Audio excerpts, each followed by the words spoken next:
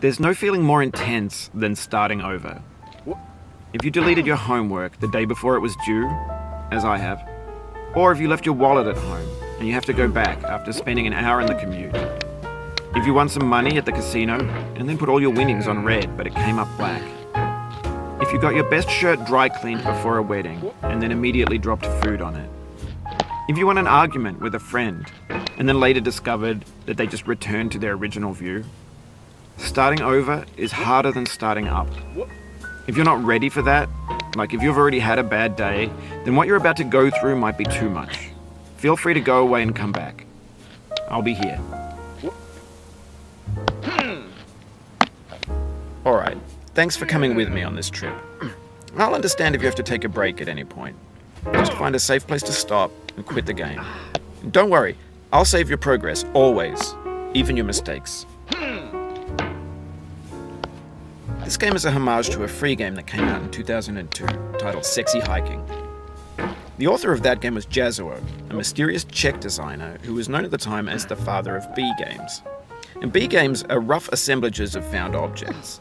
Designers slap them together very quickly and freely, and they're often too rough and unfriendly to gain much of a following.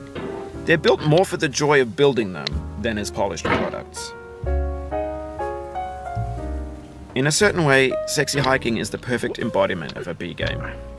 It's built almost entirely out of found and recycled parts, and it's one of the most unusual and unfriendly games of its time. In it, your task is simply to drag yourself up a mountain with a hammer. And that act of climbing, in the digital world or in real life, has certain essential properties that give the game its flavor. No amount of forward progress is guaranteed. Some cliffs are too sheer or too slippery. And the player is constantly, unremittingly in danger of falling and losing everything. Anyway, when you start Sexy Hiking, you're standing next to this dead tree that blocks the way to the entire rest of the game.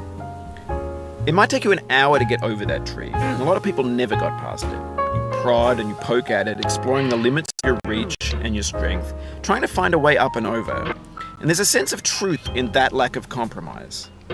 Most obstacles in video game worlds are fake. You can be completely confident in your ability to get through them once you have the correct method or the correct equipment or just by spending enough time.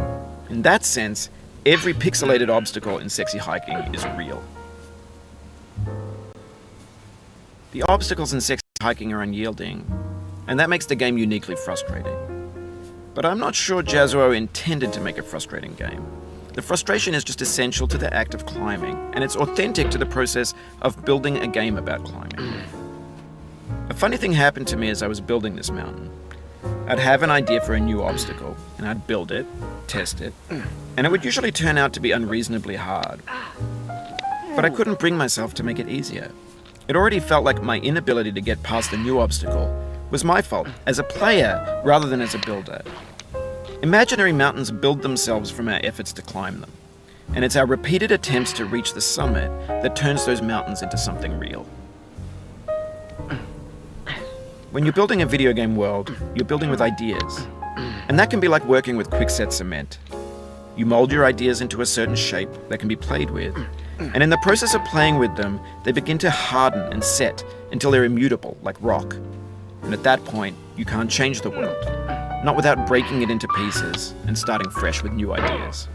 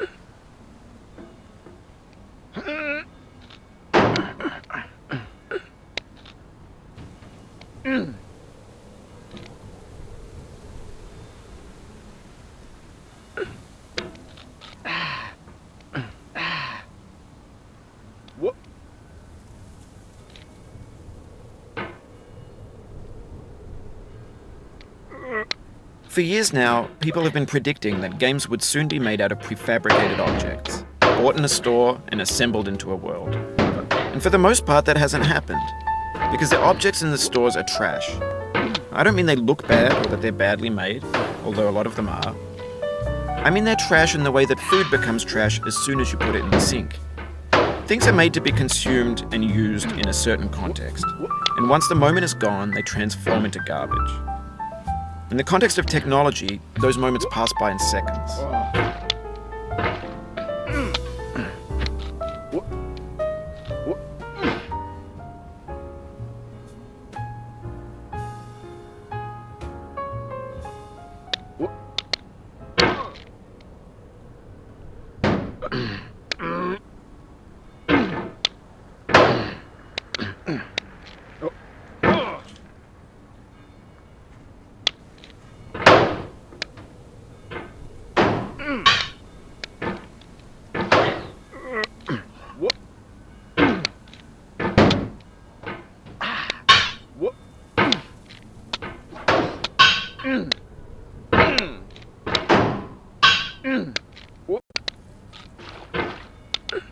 Over time, we've poured more and more refuse into this vast digital landfill that we call the internet.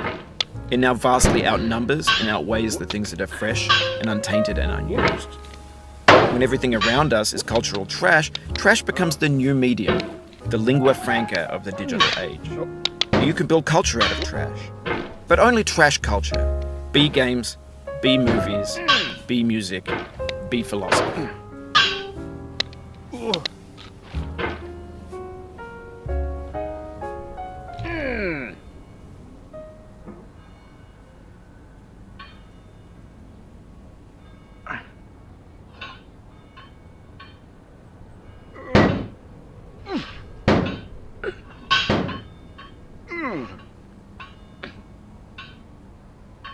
Maybe this is what digital culture is.